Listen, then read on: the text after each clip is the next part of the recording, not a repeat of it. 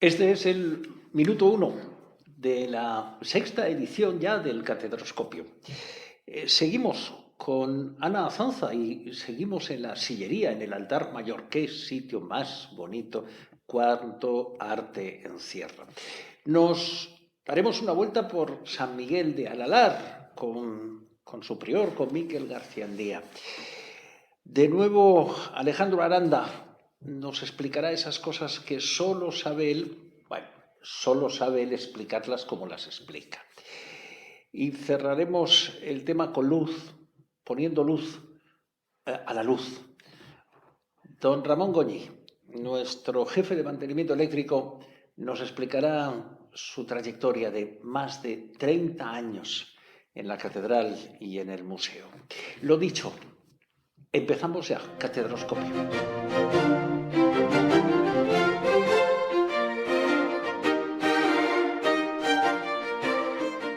Yo soy Ana Zanza, licenciada en Historia del Arte y parte del equipo del Museo Catedralicio.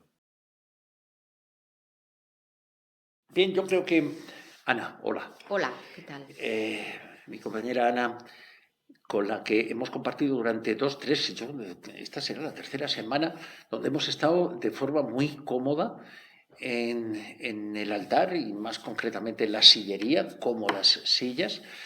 La semana pasada hablábamos de esas tres sillas que se pueden ver, que forman parte también del conjunto, quizá artísticamente con una nota un poquito más baja, pero que forman parte, que están muy cerca de la entrada del claustro y que están al alcance, a la vista de todo el mundo.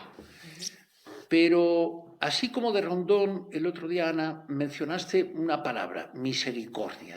Ahí pueden ver la misericordia y seguiste hablando. Bueno, a mí me gustaría, aparte de poner en marcha el testimonio horario, a mí me gustaría, Ana, que esa palabra, misericordia, ¿por qué mencionaste ahí hay que ser buenas personas por aquello de la misericordia? Hay que ser, hombre, misericordiosos hay que ser siempre. Pero ¿por qué mencionaste la palabra misericordia en ese punto, en esas tres sillas que hay a la entrada del claustro? La sillería, todas tienen la misericordia, que es ese pequeño asiento disimulado que si está subido puede parecer que estés de pie, pero estás descansando. Pero que también si lo colocas te sientas realmente en la silla. Entonces, en esas tres sillas se pueden ver perfectamente cómo están trabajadas en la parte inferior. No tienen yo creo que, lógicamente, la ubicación de esas sillas deriva de que no se han conservado como las restantes y se han aprovechado un poquito ahí con unos retoques modernos, las han arreglado. Y la misericordia da lugar a estar un poquito, como por misericordia, un poquito apoyado, ¿no? Disimulando. Disimulando. Disimulando. Que no se está de pie erguido, pero se está descansando. Muy bien aplicada. Efectivamente, se dice que misericordia. fundamentalmente, y corrígeme si me equivoco, Ana, por supuesto, pero se dice también que está un poco pensada en aquellos canónigos que ya acumulaban muchos años y que tantas horas de Y pie y muchas horas de cantos. efectivamente, muchas horas en la catedral, al final ya Sí. su propio físico les pedía no abandonar, porque no abandonaban, sino recurrir a la misericordia, nunca mejor dicho, con lo Las cual largas horas de oración y oración. efectivamente. Yo creo que hemos dado en estos tres espacios, podemos dejar ya, si te parece, el altar, la sillería, que ha sido un poco el objetivo de estos primeros espacios. Yo creo que hemos hecho un repaso, has hecho un repaso a la manera, a la madera que configura la sillería. Nos queda algo. ¿Te queda algo en el tintero, Ana, por decir, para que aquellos que están o viendo, escuchándonos y se acerquen a la catedral se fijen fundamentalmente? ¿Tú qué les dirías? Fíjense viendo la sillería, hablando de la sillería, desde esa escalinata que hay, desde esa verja que hay. ¿Qué les dirías? Fíjense en ese detalle, fíjense en tal cosa. ¿En qué se pueden fijar? A mí particularmente me sorprende mucho el trabajo figurativo de los respaldos de las sillas. Además de los detalles que entraremos otro día, esas figuras de profetas, santos, que tienen movimiento, están realizados de forma natural, con movimiento, con el juego del ropaje, y un día igual podremos apreciar cómo están representadas hasta las propias venas en la piel de los personajes. Es impresionante. Ana, hablando de impresionante, una pregunta. ¿El autor se limitaba a diseñar, dibujaba para que otros en los talleres hiciesen la obra que él coordinaba?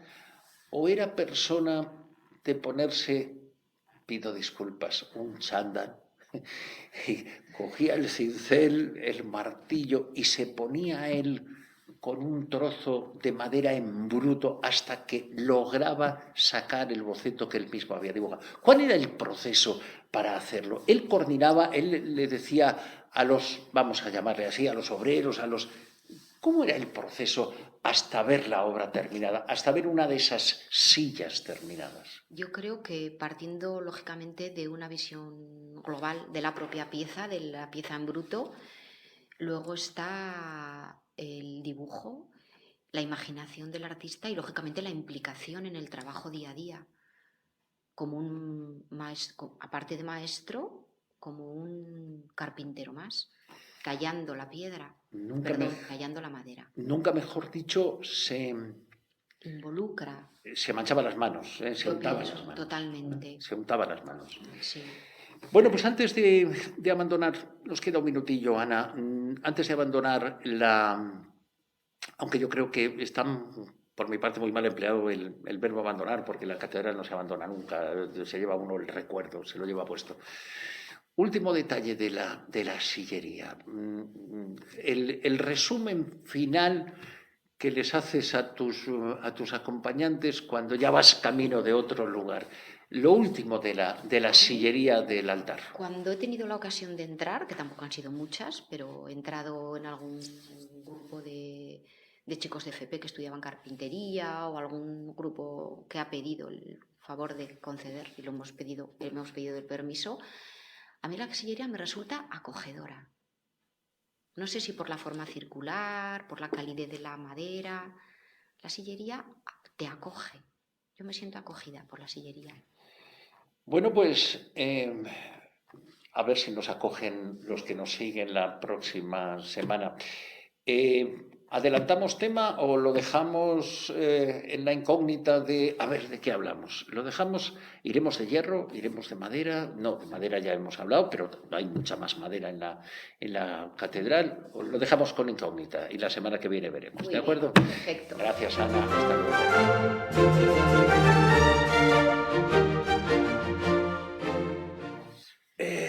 Lo siento, padre, pero el reloj es el reloj. O sea, ¿y a quién se lo cuento? ¿Y a quién se lo cuento? Miquel, ¿cómo le presento? ¿Cómo te presento? ¿Cómo te gusta que te presenten? ¿Cómo quieres estar aquí? Cuéntame, tu carnet de identidad, su carnet de identidad. ¿Quién es usted? Un cristiano de la diócesis de Pamplona, de Charri-Aranaz, ordenado sacerdote, cura diocesano con varias encomiendas. Lo que me hace estar aquí, pienso que por tu parte está en que, como estoy en San Miguel de Alar con varios equipos sacando adelante un proyecto, pero luego, bueno, viviendo en equipo, viviendo en el monasterio de Zamarce en comunidad, un proyecto pastoral de todo el Valle de la Sacana y luego también, pues bueno, el tema académico, ¿no? Director del Instituto de Ciencias Religiosas, volcado en la formación de los seminaristas desde la teología y con los laicos en el ISCR. Es decir, que su agenda se escribe con H y con J, ¿no? Porque hasta donde llegue, sus 24 horas son más que 24. Yo tenía una agenda el año pasado donde eran todas las líneas en blanco. Este año he cogido una agenda donde la mitad son la palabra de Dios y varias cosas, y los de mi comunidad se reían porque me decían, seguro que tu agenda invade la parte de lo de Dios. Y efectivamente he comprado un boli más fino y entonces para que todo me quepa en un margen de las páginas. Miquel, ya que estamos, es catedroscopio, es catedral de Pamplona, y qué buenas relaciones hay entre la catedral y San Miguel y la catedral. ¿Qué es la Catedral de Pamplona? ¿Qué representa para ti en tu vida ese sacerdote que entra en la catedral, ese paisano, esa persona fundamentalmente que entra en la catedral? ¿Qué es la catedral? ¿Qué supone la Catedral de Pamplona en tu vida? Muchísimo, porque además de yo haber nacido en el Hospital de Pamplona, mi ordenación diaconal y presbiteral fue en la catedral en el 94-95, apenas abierta después de la Reforma. Y desde mi vinculación a San Miguel del Arral como capellán, donde me toca extraer la historia, veo que la sede de Pamplona está vinculada al cristianismo de lo que ahora llamamos Navarra, porque ya desde el siglo III, IV, V la instauración de la fe cristiana aquí fue muy potente y para mí personalmente la catedral es la imagen visible del cristianismo católico para nosotros los navarros. Catedral en su conjunto. Miquel, por cierto, gracias por apearme del tú y del de usted, por apearme y por permitirme el tuteo. Pero intentamos que el catedroscopio sea la cosa más normal del mundo. Sí, por favor. Y si nos tuteamos habitualmente, pues... Miquel, ese rincón de la catedral que te toca la fibra, ese rincón de la catedral que si Dios no lo quiera, Dios no lo va a permitir, pero si algún día se cayese la catedral, ese rincón que no me lo toque nadie, ese lo protejo yo, ese me lo llevo a San Miguel, ese me lo llevo yo. Ese rincón de la catedral, ¿cuál es tu rincón de la catedral? Qué complicado, porque es que tendría 4 o 5, ¿no? Pero bueno, en este momento por mi situación sería la capilla de San Jesucristo, porque ahí veo que en el siglo XII la Catedral de Pamplona está liderando la reforma gregoriana en Europa y el obispo Pedro de Artajona o Pedro de París tiene a bien continuar las reformas de Pedro de Roda. Entonces, para mí es el punto donde el clero fue reformado y se comenzó una época de una vigorosa evangelización. Esa capilla para mí es el núcleo. Ya tenemos, ya sabemos lo que Miquel García Díaz salvaría de la catedral. Me imagino que lo salvaría todo. Miquel, son tiempos difíciles, son tiempos duros, son tiempos en los que yo me imagino que cuando un sacerdote se pone frente al espejo, en esa hora de la reflexión, del rezo de la noche, son tiempos difíciles para un sacerdote. Sí y no. Sí, en el sentido de que todos sabemos los condicionantes externos que tiene la Iglesia Católica hoy en día, no en el sentido de que la sed religiosa está emergiendo con tantísima fuerza, sobre todo donde no sospechamos, en los jóvenes, en nuestros hermanos hispanoamericanos que están entre nosotros, en tanta gente decepcionada por las ideologías, que hay una sed enorme y todos nos están esperando. En ese sentido es un tiempo complicado, pero es un tiempo realmente apasionante. Hay sed y mi pregunta es si nosotros, la Iglesia, los curas, las comunidades cristianas, estamos como para acoger a toda esa gente que realmente nos está gritando. Tiempos difíciles y preciosos. A veces me imagino, Miquel, hablábamos de la noche, de ese ponerse frente al espejo y de ese del futuro. ¿Cómo ves a Navarra de aquí a...? Porque los sacerdotes, claro, tenéis mucha información de muchos lugares, de muchas personas, de muchos sectores, etcétera, etcétera. Ya sé que si te digo hazme una valoración o una visión política del futuro, te vas a levantar de la silla y vas a decir, Gonzalo, ha sido un placer, hemos compartido un ratito, los 5 minutos ya los hemos compartido. ¿Cómo ves a Navarra de aquí a 10 años? Pues te diría como aquella anécdota de que a un hombre de casería, un joven, le preguntó ¿a cuánta distancia está lo alto de la montaña? Y el otro callaba. Y el otro, por favor, dígame a cuántos minutos está la cumbre. Y el abuelo al final le dijo, arranca a andar y según la velocidad te lo digo. Entonces, si nosotros las comunidades cristianas realmente tomamos en serio el sínodo que tenemos, las iniciativas pastorales, yo veo que en 10 años podremos estar hablando de una reforma, en el sentido más noble de la palabra, radical de nuestras comunidades cristianas alimentadas de tanta gente que ahora nos está mirando desde fuera. En la medida en que nos resistamos y que consideremos que no estamos excesivamente mal, esto podrá durar más y en eso sería negativo.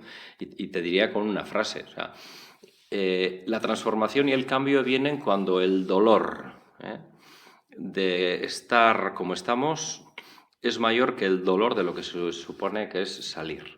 Entonces, está el Espíritu Santo pidiéndonos a todos que nos pongamos las pilas y que le sigamos en sus inspiraciones. Entonces, es una pregunta abierta. Miquel, la próxima vez no habrá prórroga como ha habido hoy, porque ha habido prórroga. La segunda intervención se someterá con tu permiso, con tu venia, a los 5 minutos. Miquel García Díaz, gracias. Hasta la próxima. Encantado, Gonzalo.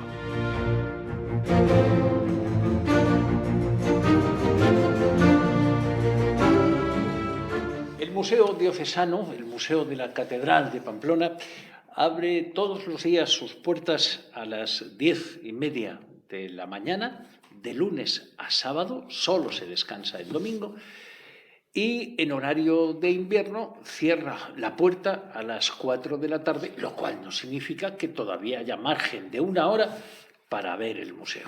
Horixe da, bai, gure museoa ezagutzeko eta katedrala ezagutzeko 10:30 aurrera izaten gara 4 arte, astelehenetik larun batera.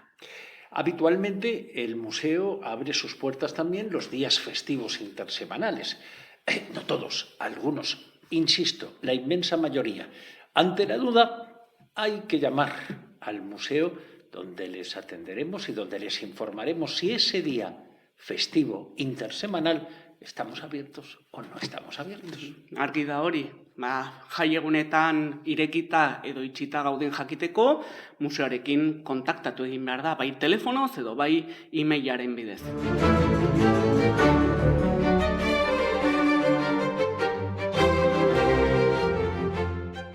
Soy Alejandro Aranda, técnico de bienes muebles del Arzobispado de Pamplona y Tudela. La semana pasada Alejandro Aranda nos introducía un poco en su forma de ser, en su forma de ver. Bienvenido, Alejandro. Muchas gracias. Hola. Él se puso frente a ese espejo y nos explicó un poco quién era y un poco cómo llega al mundo del arte, al mundo de la historia. Solo un titular para hoy, Alejandro. Tu titular de hoy, ¿de qué vas a hablar? Solo el titular, por favor. Pues bueno, vamos a empezar a ofrecer, ¿no?, a construir esa pequeña casa, ese pequeño edificio que va a ser, esperamos sea nuestro programa. Entonces vamos a comenzar por lo que creemos que son los cimientos, ¿no? El programa se llama Catedroscopio, Vivencias del Museo. Luego, ¿qué es una catedral y qué es un museo diocesano? ¿Qué es una catedral? ¿Qué es una catedral? Pues bueno, una catedral es muchas cosas, ¿no? En el lenguaje común solemos usar la palabra catedral como un sustantivo. Por ejemplo, la catedral de Pamplona, la catedral de Palencia. La catedral es grande, la catedral es bonita, es fea, pero en realidad la palabra catedral es muy interesante, es un adjetivo, ¿no? Un adjetivo que acompaña a un sustantivo, del que describe su principal cualidad. ¿Y cuál es el sustantivo al que el adjetivo catedral acompañaría? Pues al de iglesia, ¿no? Es decir, es iglesia, catedral. Ya tenemos una pista. La catedral es un tipo de iglesia, ¿no? Y solemos pensar muchas veces, ¿una iglesia es una iglesia? Sí y no. Es decir, hay diferentes tipos de iglesia. En el programa de la semana pasada comentabas, ¿no? ¿Todas las catedrales son iguales? No, no son iguales. Igual que no todas las iglesias son iguales, ¿no? Entonces, bueno, la palabra iglesia puede ir acompañada de muchos adjetivos. Decimos catedral, pero tenemos iglesia parroquial, iglesia colegial, iglesia patriarcal. Es decir, hay muchos tipos de iglesia. ¿Y qué es una catedral? Pues bueno, la palabra catedral, como muchos oyentes podrán saber o adivinar, deriva de una palabra, ¿no? Cátedra, del griego, que significa asiento, que significa silla, ¿no? Y en este sentido, por ejemplo, en español tenemos otra palabra que designa a la catedral, que es la palabra seo. Acordémonos, ¿no?, los que nos puedan oír de Zaragoza, la SEO de Zaragoza. SEO, que es una malformación de una palabra latina que es sedes, que curiosamente significa también asiento, significa silla. ¿Y qué silla es la de la catedral? Es la iglesia de la silla, ¿no? ¿Qué silla? Pues bueno, la silla del obispo, ¿no?, que es la máxima autoridad en una determinada demarcación eclesiástica que se llama diócesis. Por lo tanto, es la iglesia de la silla del obispo, es la iglesia, por lo tanto, del obispo, la iglesia más importante de una diócesis. De ahí que muchas de las características que solemos identificar, asociar con las catedrales, una iglesia grande, una iglesia artísticamente interesante, que puede tener joyas o que puede tener objetos artísticos interesantes, una iglesia que se localiza generalmente en un punto del casco urbano privilegiado, no suelen estar en los arrabales, sino en el centro o en el casco histórico. Bueno, pues todas esas características derivan de la importancia, ¿no?, de la catedral como iglesia principal. Déjame que te interrumpa 15 segundos. Con todo el respeto, evidentemente, que hacemos gala, además hacemos gala de respeto, porque así tiene que ser en Catedralscopio. Cada obispo tiene su catedral y cada catedral tiene su obispo. Bueno, hay de todo. No sé por dónde va la pregunta, pero bueno, en principio a cada catedral, o sea, a cada obispo le corresponde una catedral, o a cada diócesis le corresponde una catedral y a cada obispo le corresponde una diócesis. Puede haber obispos que son titulares de más de una diócesis y por lo tanto les corresponderían más catedrales, ¿no? Estábamos viendo la cátedra del obispo y además la estábamos viendo. ¿Qué características tiene ese asiento del señor obispo? ¿Tiene que tener unas características especiales o no? ¿Una ubicación especial? Bueno, desde la reforma litúrgica del Concilio Vaticano II se establece que la cátedra episcopal tiene que ocupar un lugar fijo y estable, es decir, no puede ser de quita y pon, sino que tiene que ocupar un lugar fijo y estable dentro del presbiterio, que es la zona más importante de la catedral, donde está el altar mayor. Entonces tiene que tener unas características materiales que muestren, ¿no?, desde el punto de vista externo la importancia, pues que esté sobre gradas o que esté hecha de un material especial, noble, ¿no?, que tenga la apariencia más o menos de un trono, etcétera, ¿no? Y tiene que estar eso en el lugar más importante, que es el presbiterio de la catedral. Y solo puede ser ocupada por el obispo. Me pisaste la pregunta. Me has devuelto la jugada de antes. De si cada obispo tiene una catedral. Estamos empatados en estos momentos. Sí. ¿Cómo es la cátedra? ¿Cómo es el asiento en la catedral de Pamplona? Ya que aquí estamos. Sí. ¿Cómo es el asiento? ¿Qué características tienes? Tiene? Alejandro, cuéntanos. Sé tú, nuestros ojos. Estamos frente a la cátedra del obispo, al asiento del obispo en la catedral de Pamplona. Bueno, en primer lugar hay que comentar dos cuestiones. La primera, que la cátedra del obispo de Pamplona es relativamente moderna, aunque está hecha con materiales antiguos, ¿no? Se localiza, como dicen las normas litúrgicas, en el presbiterio, en el lado del Evangelio, es decir, a mano izquierda, mirando el altar mayor, a mano izquierda, que es el lado más preeminente, más importante del altar. Y está confeccionada, porque digo, es de confección moderna, es de los años 40, 50, está hecha con un sitial del antiguo coro, al que se le añadió un respaldo que representa la Asunción de la Virgen, que es la titular de nuestra catedral, y está cubierta por un dosel, es decir, un elemento que sobresale y cubre el asiento por arriba. Un dosel de carácter arquitectónico, es decir, parece una torre de una iglesia que está hecho también con restos de la sillería, ¿no? Y de esa manera se exterioriza la importancia del asiento. Desde hace unos años también se le incorporó, es de quita y pon, el escudo del obispo reinante, para pregonar a todos que ese es el asiento del arzobispo. Bueno, pues ahí nos quedamos. Hemos cubierto nuestro tiempo de hoy y hemos aprendido, como asegurabas la pasada semana, que todas las semanas vamos a intentar aprender algo, explicar algo. Bueno, pues ya hemos explicado cómo es ese asiento del señor obispo, en este caso del señor arzobispo. Alejandro, feliz semana. Hasta la semana que viene. Hasta la semana que viene.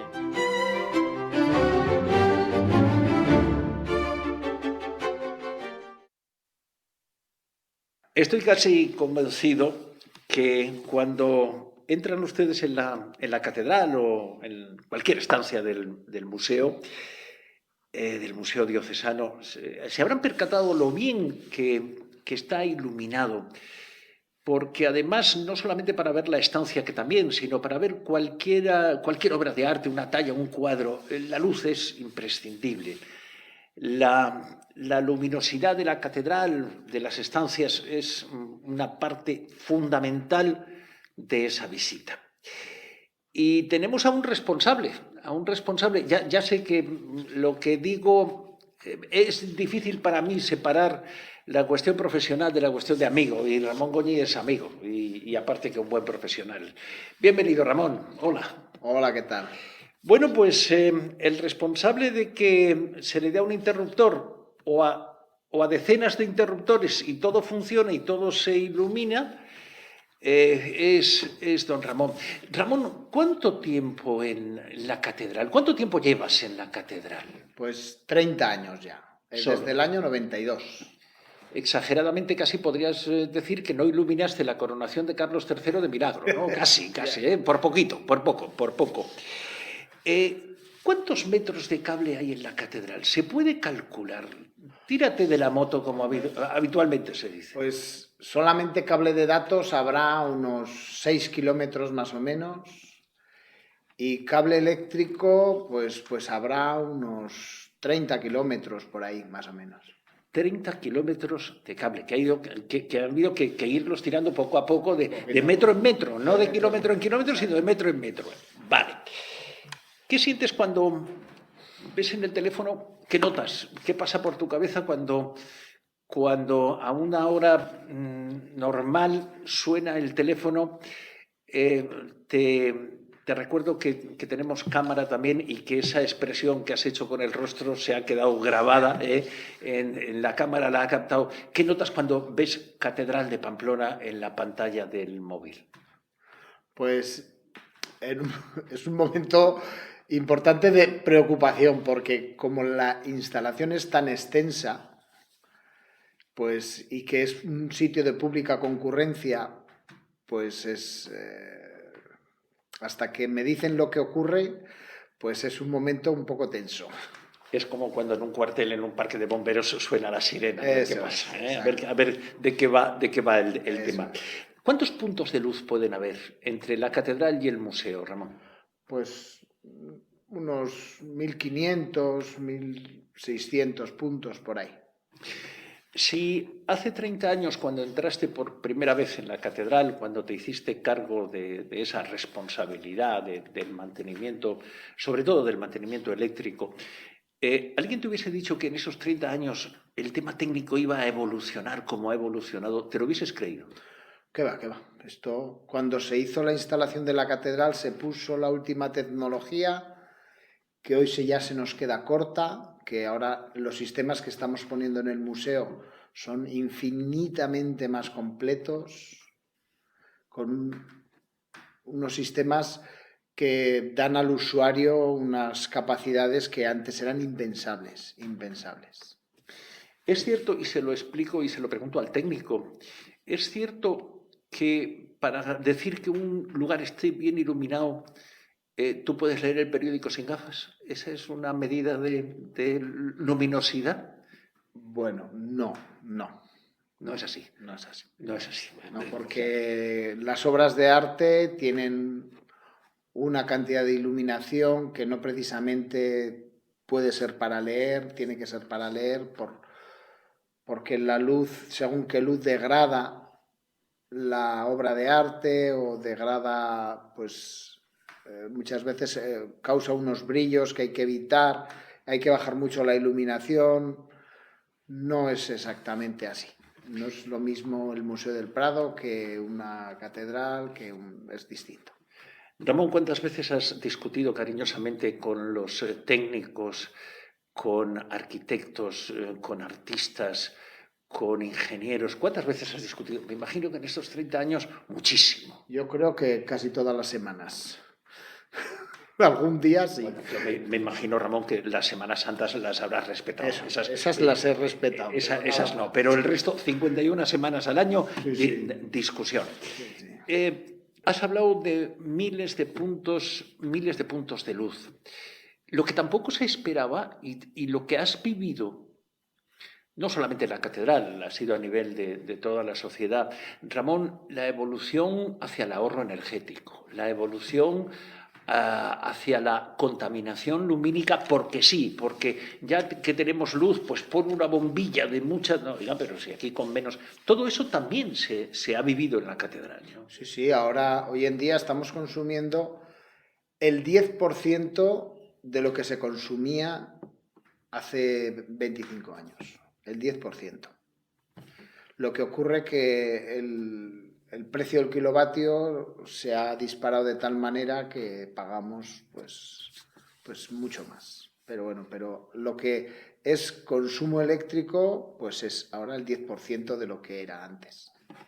Nuestro tiempo, esos 5 minutos ya se han terminado, pero yo no resisto dos temas muy breves. ¿Hay de formación profesional? Cuando entras en otra catedral que no sea la de Pamplona, se te van los ojos a las bombillas, a las lámparas, a la iluminación. ¿Hay de formación profesional? Ya lo creo. Sí. Sí. ¿Pero de crítica o de aplauso? Depende. La Catedral de Pamplona será una de las catedrales mejor iluminadas y con mejor tecnología de España e incluso del mundo. Yo que he visto España, fuera de España, y la gente cuando viene a la Catedral de Pamplona alucina con la tecnología que tenemos, la iluminación que tenemos. En ninguna catedral del Camino de Santiago está tan completa como la Catedral de Pamplona. Y ahora sí, termino. Don Ramón Goñi, cuando te jubiles, ¿vas a resistir la tentación de venir de vez en cuando y decirle a los conserjes, tenéis una bombilla que no funciona bien? Seguiré viniendo seguro. Seguiré viniendo seguro. Ramón Goñi, 30 años, nunca mejor dicho, iluminando, al pie de la bombilla, al pie de las obras de arte, al pie de los altares, nunca mejor dicho. Pues larga vida, don Ramón, y gracias por estar con nosotros. Muchas gracias. Y en la catedral se hizo el silencio. Se apagó la luz, pero no se confundan. A pesar del silencio, a pesar de las luces apagadas, las puertas de la catedral, las puertas del Museo Diocesano están siempre, siempre abiertas, esperando esos pasos del peregrino, porque, bueno, con esos pasos, muchos hacemos el camino y el catedroscopio.